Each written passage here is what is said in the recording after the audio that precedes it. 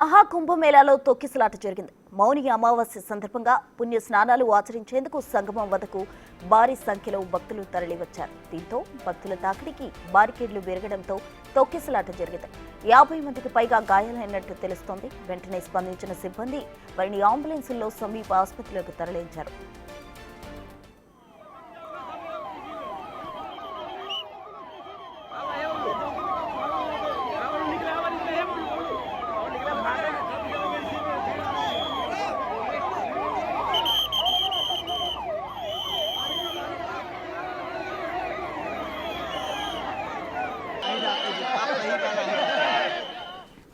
మహాకుంభమేళాకు పరిస్థితి గురించి ప్రధాని నరేంద్ర మోదీ ఆరా తీశారు. యూపీ ముఖ్యమంత్రి యోగి ఆదిత్యనాథ్తో మాట్లాడారు. పరిణామాలను సమీక్షించి తక్షణ సహాయక చర్యలకు ఆదేశించారు. తొక్కిసలాట ఘటనతో అఖాడా పరిషత్ కీలక నిర్ణయం తీసుకుంది. ఇవాల్టి పవిత్ర స్నానం రద్దు చేస్తూ నిర్ణయించింది. మొత్తం 13 అఖాడాల్లో జరిగే అమృత్ స్నాన్ను రద్దు చేశారు.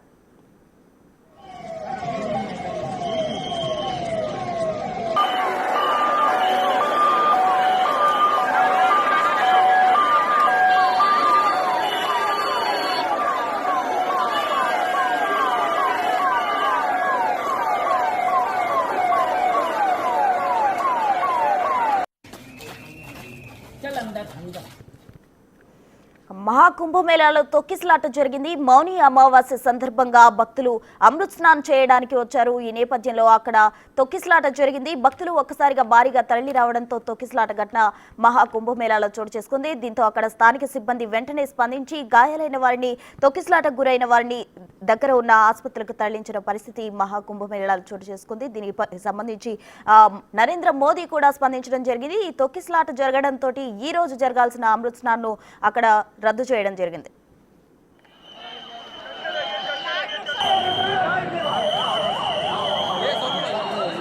अब समझ आया क्यों नहीं जाना जाता है।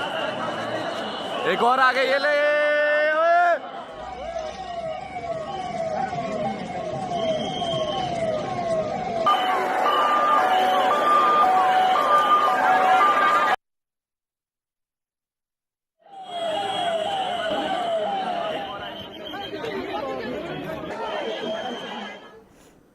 మహాకుంభమేళాలో తొక్కిసలాట జరిగింది. మౌని అమావాస్య సందర్భంగా భక్తులు భారీగా తరలివచ్చారు పుణ్యస్నానాలు ఆచరించేందుకు. ఈ నేపథ్యంలో అక్కడ బారికేడ్లు కూడా విరగడంతో తొక్కిసలాట ఘటన చోటు చేసుకుంది. వెంటనే స్పందించిన సిబ్బంది వారిని స్థానిక ఆసుపత్రులకు అయితే తరలించారు. మొత్తంగా 50 మంది వరకు కూడా ఈ తొక్కిసలాట ఘటనలో గాయాలు అయినట్టు తెలుస్తుంది. అయితే ఇవాల్టి పవిత్ర స్నానం కూడా రద్దు చేశారు. తొక్కిసలాట ఘటన నేపథ్యంలో మొత్తం 13 స్థానాల్లో జరగాల్సిన అమృత్ స్నాన్ను రద్దు చేసినట్టు తెలుస్తుంది. దీనికి సంబంధించి నరేంద్ర మోదీ అక్కడ యూపీ సీఎం యోగి ఆదిత్యనాథ్ తో కూడా మాట్లాడడం జరిగింది. తొక్కిసలాట ఘటనకు సంబంధించి నరేంద్ర మోదీ అయితే ఆరా తీసిన పరిస్థితి. మొత్తంగా అయితే మహాకుంభమేళాలో ఒక అపశృతి చోటు చేసుకుంది అని చెప్పొచ్చు. అమృత్ స్నానం ఆచరించేందుకు భక్తులు భారీగా తరలి వచ్చిన నేపథ్యంలో అక్కడైతే తొక్కిసలాట ఘటన చోటు చేసుకుంది. ఈ నేపథ్యంలో వారిని స్థానిక ఆసుపత్రులకి సిబ్బంది తరలించిన పరిస్థితి.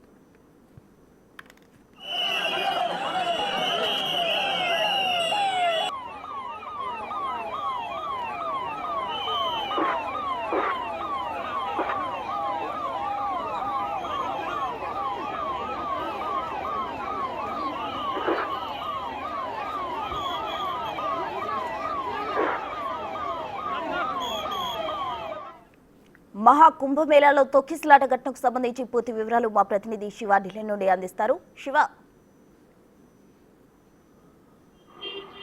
రైట్ ప్రస్తుత నిన్న రాత్రి అర్ధరాత్రి 2 గంటల సమయంలో అంటే తెల్లవారితే మౌని అమావాస్య స్నానం ఆచరించాలనే ఉద్దేశంతో నిన్న దేశ విదేశాల నుంచి భక్తులు భారీ సంఖ్యలో ప్రయాగ్రాజ్ చేరుకున్నారు. ప్రయాగ్రాజ్ కుంభమేళా జరిగే పవిత్ర సంగమం వద్దకు చేరుకుని అమృత స్నానం, 2వ అమృత పవిత్ర స్నానం ఆచరించాలనేది భక్తులందరూ కూడా భావించారు. దానిలో భాగంగానే భారీ సంఖ్యలో భక్తులు రావడంతో అక్కడ బారికేడ్లను తోసుకుని మరి ముందుకు వచ్చిన నేపథ్యంలో అక్కడ తొక్కిసలాట జరిగింది. మొదట కేవలం గాయాలు మాత్రమే అయ్యాయని అందరూ కూడా ఊపిరి పీల్చుకున్నారు. కానీ అక్కడి నుంచి తొక్కిసలాటకు గురైన బాధితులను ఆసుపత్రికి తరలించిన తర్వాత కొంతమందికి సీరియస్ కావడంతో వారినందరూ కూడా ఐసీలో అత్యవసర విభాగంలో చేర్చి ట్రీట్మెంట్ ఇచ్చారు. కానీ ఇప్పటి వరకు అందిన సమాచారం ప్రకారం దాదాపు 15 మంది మృతి చెందారు అనేది కూడా మనకు అధికారికంగా సమాచారం అయితే అందుతోంది. అంటే మౌని అమావాస్య స్నానం అనేది అంత పవిత్రమైన స్నానం, రెండవ అమృత స్నానం కావడంతో ఈ స్నానం ఆచరించడం ద్వారా పుణ్యం లభిస్తుందని కూడా భక్తులు భారీ సంఖ్యలో నిన్న దాదాపు 5 కోట్ల మందికి పైగా కూడా నిన్న సాయంత్రానికే ప్రయాగరాజ్ చేరుకున్నారు. నిన్న రాత్రి నుంచే క్యూ లైన్లలో వేచి చూస్తూ ఉన్నారు. ఈ రోజు ఎప్పుడైతే పవిత్ర స్నానం ఆచరించేందుకు పర్మిషన్ ఇస్తారో అప్పుడే వెళ్లి స్నానం చేయాలని భావించిన నేపథ్యంలో అప్పటి వరకు కూడా వేచి ఉన్న భక్తులు ఒక్కసారిగా బారికేడ్ను తోసుకుని ముందుకు రావడంతో వెనుక వాళ్ళు ఉన్నవాళ్ళు తోయడంతో ముందుగా ఉన్నవారు పడిపోవడం, ఆ పడిపోయిన నేపథ్యంలోనే అక్కడ ముందు మహిళ పడిపోయింది, ఆ మహిళ మీద పడిపోవడం, తర్వాత మరికొంతమంది పడిపోయిన నేపథ్యంలో ఈ తొక్కిసలాట అనేది ఎక్కువగా జరిగింది. దాదాపు 50 మందికి పైగా గాయాల పాలయ్యారు. 15 వరకు మరి కూడా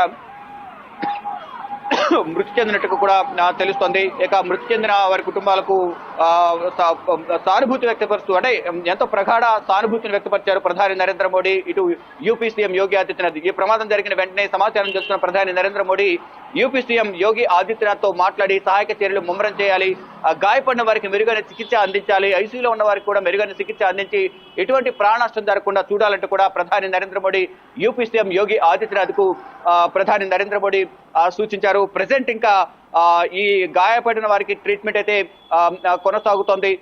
ఎటువంటి ఇబ్బందులు కలగకూడదు అనేది ప్రధానంగా ప్రధాని నరేంద్ర మోడీ భావిస్తున్నారు. ఈ నేపథ్యంలోనే ప్రతి క్షణం కూడా ప్రజెంట్ అక్కడ సిచ్యువేషన్ ఏ విధంగా ఉంది, ఏ విధంగా అక్కడ గాయపడిన బాధితులకు ట్రీట్మెంట్ ఇప్పిస్తూ ఉన్నారు అనేది కూడా ప్రధాని నరేంద్ర మోడీ ఫోన్ కాల్ ద్వారా యూపీ సీఎం యోగి ఆదిత్యనాథ్ తో ఎప్పటికప్పుడు సమాచారం తెలుసుకుంటున్నారు. ప్రజెంట్ సిచ్యువేషన్ మాత్రం అక్కడ భక్తుల రద్దీ అనేది ఎక్కువగా ఉంది. దాదాపు ఈ రోజు 10 కోట్లకు చేరే అవకాశం ఉందనే సమాచారంతో అక్కడ భద్రతా పరంగా కూడా యూపీ ప్రభుత్వం అత్యంత పటిష్టమైన భద్రతను ఏర్పాటు చేసింది. ఇటు సౌకర్యాల పరంగా కూడా పటిష్టమైన సౌకర్యాలు ఏర్పాటు చేసినప్పటికీ కూడా అనుకున్న దానికంటే భక్తుల సంఖ్య రద్దీ అనేది ఎక్కువగా ఉన్న నేపథ్యంలో ఈ తొక్కిసలాట జరిగింది అనేది కూడా అధికారులు చెప్తున్నారు. అక్కడ ఒక్క నిమిషం మీరు హోల్డ్ లో ఉండండి. ప్రయాగ్రాజ్ లో ఉంటున్న తెలుగు పండితులు ప్రణవ్ మనకు ఫోన్ లైన్ లో అందుబాటులో ఉన్నారు. ప్రణవ్ గారు నమస్తే అండి. ప్రణవ్ గారు. మేడం నమస్తే. మేడం నమస్తే ప్రణవ్ గారు. సంగం ఘాట్లో తొక్కిసలాట జరిగిన సమయంలో మీరు ఎక్కడున్నారు, ఏం జరిగింది అసలు అక్కడ? యాక్చువల్ గా మేము సంఘంకి వెళ్ళే టైంలోనే అక్కడ మొత్తం ఆపేశారు మమ్మల్ని. అటు సంఘం వైపు నది ఒట్టు అటు సైడ్ మంది, నది ఒట్టిన ఇటు కొంతమంది స్నానాలు చేస్తున్నారు. ఇక్కడ వచ్చే వాళ్ళు కొంతమంది చనిపోయారు అన్నారు, కానీ మనకి అధికారంగా అయితే ఎవరు ఇంకా బయట ఏం చెప్పలేదు. మరి ఎంతమంది చనిపోయారా అనేది ఏమో తెలియదు. కాకపోతే తొక్కిసలాట్లనైతే చనిపోయారా అని చెప్పారు మనకి. ప్రస్తుతం సిచ్యువేషన్ ఎలా ఉంది ప్రణవ్ గారు అక్కడ?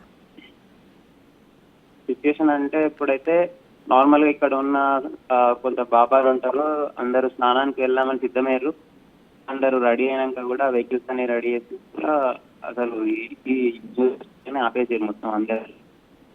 అంటే తొక్కిసలాటలో ఏ టైంలో ఎప్పుడు మళ్ళీ వదులుతారో తెలియదు.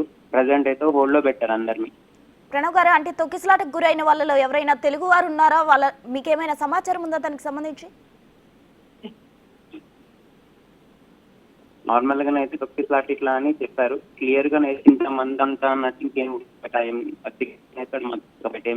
తెలియలేదు విషయాలు. ఓకే, అంటే ఇవాళ మౌని అమావాస్య కదా, ఇంకా భక్తులు భారీగా వచ్చే అవకాశం ఉంది. ఏర్పాట్లు ఎలా ఉన్నాయి?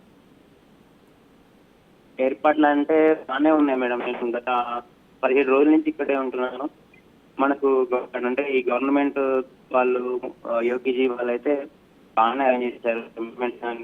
ఎవ్రీడే క్లీన్ ప్రతి ఒక్కరికి కూడా ఇట్లాంటి ప్రాబ్లం ఏం లేకుండా వచ్చిన వాళ్ళందరికీ కూడా మంచి సౌకర్యాలు అనేటట్టే ఉన్నాయి.